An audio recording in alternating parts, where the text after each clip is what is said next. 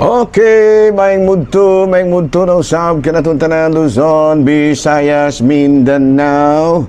Mayong mudto Philippines, maing mudto world, maing mudto universe. Ana na punta mga higala dili nga atong tulumanon sa kahanginan C.O.A.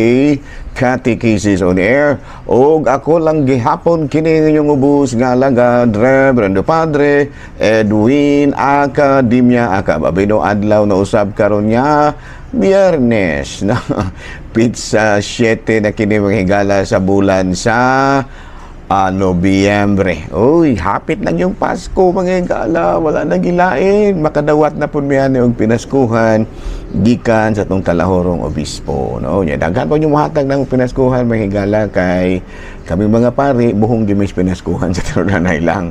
Wala ang uban, amo na po lamang intawong ipaambit sa among mga parokyano kung daghan na gyud kaayo ba. Ingon yan.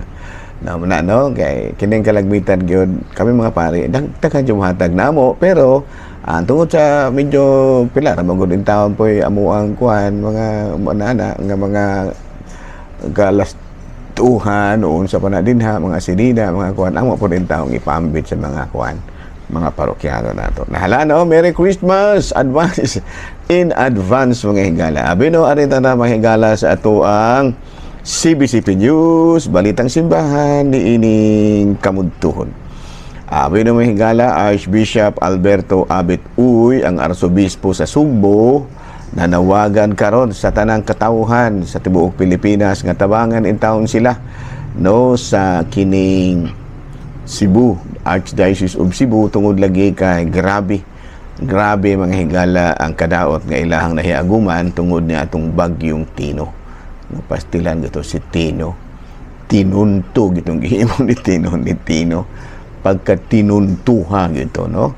O gani si kining ang ilahang provincial governor no nanawagan o sa gideklara na ang Cebu nga state of calamity, no? Una no, so muna nga panawagan karon sa tanan nga mga dioceses, mga kining gitawag og Social Action Center nga mo kuana mo pahigayo na og mga gitawag nato collection alang sa mga kaigsuonan nato din sa Cebu. Kumusta na gin taon des Uslob no at mga tong isla del Liluan dinha sa may Uslob, dinha sa may Badjan, dinha sa may kining daghan pang mga lugar din nga no nga na grabing na igo in town sa Bagyo. Sorry kayo ninyo din na magampo na gid may para ninyo. Balita mga higala gikan sa Vatican, Bishop Milo Hobert Vergara Papasig, Bishop Jose Colin Bacapuro de Esquidapawan, si Bishop Precioso Cantillas Tinas Maasin, si Bishop Napoleon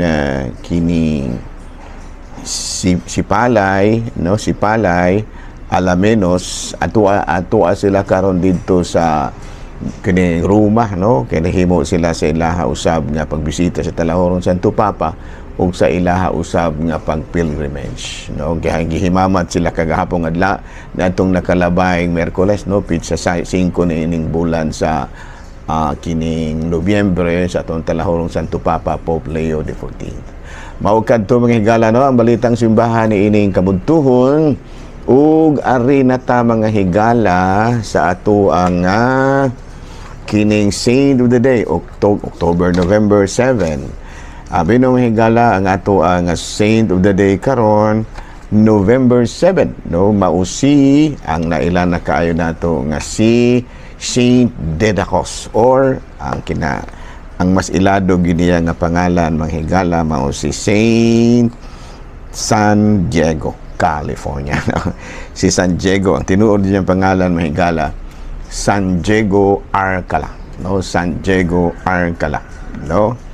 Unya matud pa kini si San Diego Arcala ko ang kini siya mga higala katsila, no, join ni natao siya na antong 1400 ug namatay na antong 1463. Sa Latin gitawag kinig Saint Dedacos, sa in English San Diego, pero ang tinuod niyang pangalan San Diego de Alcala. Noon niya nahimo siya nga secular Franciscan o niya naila kini si San Diego mga higala nga very generous to the poor.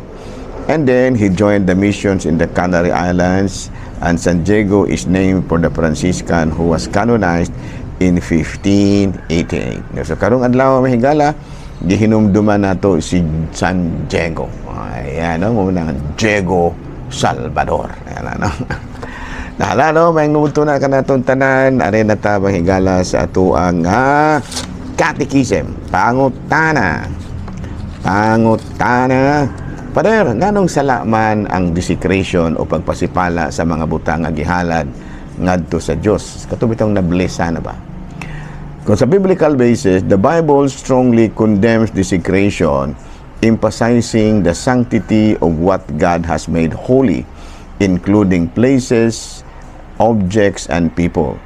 Desecration is viewed as an affront, often leading to negative consequence. Ayan, no? Kana bitang pagpasipala, mo na siya desecration, pagpasipala, no? E kung atong basahon sa Mateo Kapitulo 21, versikulo 2 sa 13, kini nagkanayon. Miadto si templo si Jesus, ug gipanglimbuwad niya ang mga lamisa sa mga nagigusto sulod sa templo. Matud pa niya, nasulat sa kalulang sulatan nga ang Dios maingon ang akong balay, paganganlan ug balay alampuanan. Sumasayra nato mahigala nga hugot ang pagsaway ni Kristo sa nagbuhat sa mga ugdautan, sa mga butang nga gihalad na ngadto sa Dios, no? Ato pa katunadaan kasuko ni Kristo mao na to, no? Kadihang na maligya ito sulod desecration man to, pagpasipala man to. Nya sa unang sulat ni San Pablo ngadto sa Taga-Corinto Kapitulo 3 versikulo 17, busa ang mugula sa templo sa Dios, ang muguba sa templo sa Dios, balaanon kay balaan ang templo sa Dios ug kamo mao ang templo niya. Ayan, no? Sa una, no, busa kay balaan ang templo sa Dios ug kamo mao ang templo niya. Okay, no? O sa Mateo Kapitulo 22:27, love God above all things. Sa Mateo Kapitulo 18:18, ug busa sultihan ko kamong tanan, ang inyong idili dinhi sa yuta, idili usab dito sa langit. No, mo kini ang gisulti sa mga apostoles sa atong Ginoo. Ang mga pari isip sumusunod sa mga kaobispuhan. So unsa may buti pasabot ni ana nga kini bang kanang pag-blessing sa pari ba?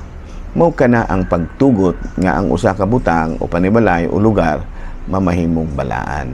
Sa ato pa kay unsay gihimo naman na nga giblisan naman na sa pari, automatic na gina siya, balaan na siya. Kay doon na may katungod.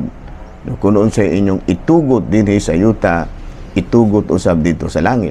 Kung unsay inyong idili dinhi sa yuta, idili usab dito sa langit. Sa ato pa kanang pag-bless daan sa pari, usa ka na kapag tugot nga mamahimo ng balaan kining balaya, kining sakyanana, kining tawhana, ug daghan pang uban, no? So muna siya. Noon niya kana bang kinaiya bitaw nga tigbugal-bugal ba? May daghang kay mga laing relihiyon nga magbugal-bugal ba sa mga kanang gitawag og mga sacramental sa Katolikong simbahan. Doon na biyan sa negative consequence. Doon ay negative consequence. Daghang kay no, labi na gatong mga mupasipala sa mga kuan, mupasipala sa mga butang nga nablisan na kay nalagi na no. Kung unsay inyong itugot dinhi sa yuta, itugot usab dito sa langit. Kung unsay inyong idili dinhi sa yuta, idili usab dito sa langit. Ato pa kanang sa panahon nga mo-bless na ang pari, usa ka na kapagtugot nga ang usa ka butang mamahimo ng balaan. Mubitaw na mga higala no nga usahay ako nga kuan ba kanang didaan ang mga tindera kandila nga ilan ang pambiditahan daan ang ilang kandila para ber nila ibaligya. Kay kana ganing kuan binditado nga kandila balaan na dili na pwedeng ibaligya, ihatag rin na ninyo, ha, mga kandila, no? Kay lagi nagiingon nga sa Mateo 18:18, ug busa sultihan ko kamong tanan ang inyong idili dinhi sa yuta, idili usab dito sa langit. Kung unsay inyong itugod dinhi sa yuta, itugod usab dito sa langit. So by the time nga makuanan na no, kana bitaw ang inyo na nga mapabinditahan, nadeklara na siya, gitugot na nga mahimo na siyang balaan. So dili gyud na siya pwede natong pasipadaan. Okay? Klaro? Klaro na. Abi no, higutis ko tagamay mahigala, no? kami dako kay may pasalamat po sa Ginoo mga higala sa mahal nga birhen kay katubitang bagyo nga Tino medyo na murag gisayluhan medyo tayo gamay kayo ang among distraction na nakapahinomdom kini nako mga higala sa katubang kapistahan sa pagsaylo no nga medyo nasayluhan ang mga Israelita katubitang pagbisita sa mga anghel sa kamatayon ngadto sa mga kamugulangang anak no nga diin ang mga Israelita gilaktawan ra murag maumao po na nahitamo namo diri sa yungon kay minimal kayo nga among damage mahigala so na nga usag gyud sa amoa nga gipasalamatan og dako mao gyud ang mga pangama sa mahal nga birhen kay kami diri sa yungon mahigala dili pag-unsa ha kada kadlawon bay gyud mi nag-dawn rosary subay kana sa gitudlo usab kanato nako no ni Archbishop Jandu iya kong giingnan nga padre no kung gusto ka nga kanang mas stable ang imong parokya no mas stable financially spiritually pagdebosyon gyud sa mahal nga birhen mutong atong gisugdan din ako mahigala no ang pagdebosyon sa mahal nga birhen Dawn Rosary every day ang bisag magbagyo adto ra mi sa sulod sa simbahan okay diyan na mangyayala pala muna mahigala so arita laing pangutana pader nakadungog mi sa laing relihiyon nga ang nagtukod kuno sa Katolikong simbahan si San Ignacio dili siyang nagtukod no ang nagtukod mao si Kristo na bigyan na sa Bible ningon si Kristo nga Pedro ikaw bato o sa ibabaw na ining bato tukuron ko ang akong simbahan sa tupa si Kristo mismo ang nagtukod nya kinsa man ni si San Ignacio kini si San Ignacio usak sa 110 AD usak kini siya ka obispo nga nagidakop gidakop sa ni kuan gidakop kini ni sa emperador natong higayuna ug gani gikuan siya kana gimartir kini siya pero kuan kini si San Ignacio doon na siya gisulti no matud pa niya wherever the bishop is there the Catholic Church is ato pa kini kong simbahan Katoliko mahigala no kuan magyud lagi ni kanang makailapon sa tibuok kalibutan kay mo man kini ang naningkamot gyud nga ang nagsugo nga pakailapon mao si kining Kristo unya ang ni kuan gyud ang ni-initiate nga pakailapon gyud mao ang mga apostoles nguna ang atong simbahan nahimong apostolic kay ngano ang bunga man kini sa paningkamot sa mga apostoles no unya nahimo po kining Roman Catholic Roman kay ang pinakabase gyud sa simbahan at sa simbahan karon mao man ang Roma kay tuwa man ito nagpuyo ang Santo Papa nya apostolic kay bunga man kini sa paningkamot sa mga apostoles unya kining Catholic tungod kay sa sugo ni Kristo ipakailap man sa tibuok kalibutan unya kini si San Ignacio usa kini siya gyud ang unang migamit sa word nga Catholic kung sa pasabot og Catholic kuan kini siya San Ignacio de Loyola ha? Saint Ignatius of Antioch o San Ignacio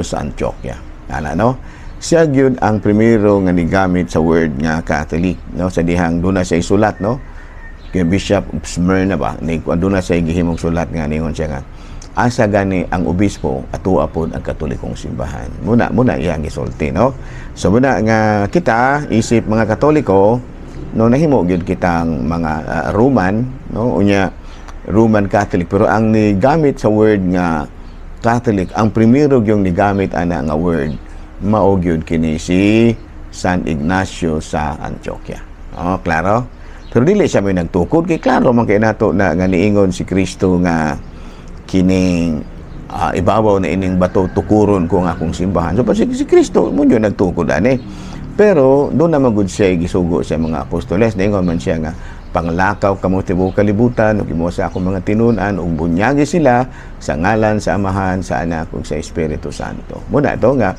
tungod sa pagtuman sa mga apostoles sa iyahang sugo mikaylap ang pagkatoliko ang pagtulon ang Kristyanismo unya kay pagkakaroon no ang gipuyaan sa Santo Papa no mao man ang Roma so Roman Catholic unya Catholic tungod kay makailapon man tibuok kalibutan ang apostolic.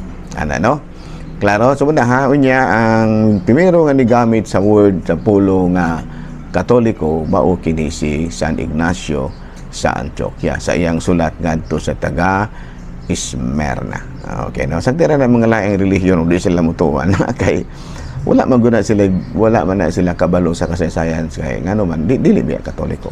Nilahira na sila nga miingon sila nga sila kuno mo yung gitukod kay wala mahimo ana no mo man ilahang pagtuo so padayon ra sila ana abi no din nila sa kuto pa kay di medyo busy ko ron gamay ako lang gihapon kini sa ngalan sa tong talahon ng obispo Bishop Julito B. Cortez ang atong station manager si Father Ramaata ang ato ang station manager po dito sa Actin Basay si Brother Elmer Lugatiman ako lang gihapon ang inyong ubos nga alagad Reverendo Padre Edwin Academia ka manamilit na usab kaninyo o manalangin ka nato ang Dios makagahong tanan Amahan, Anak, Espiritu Santo.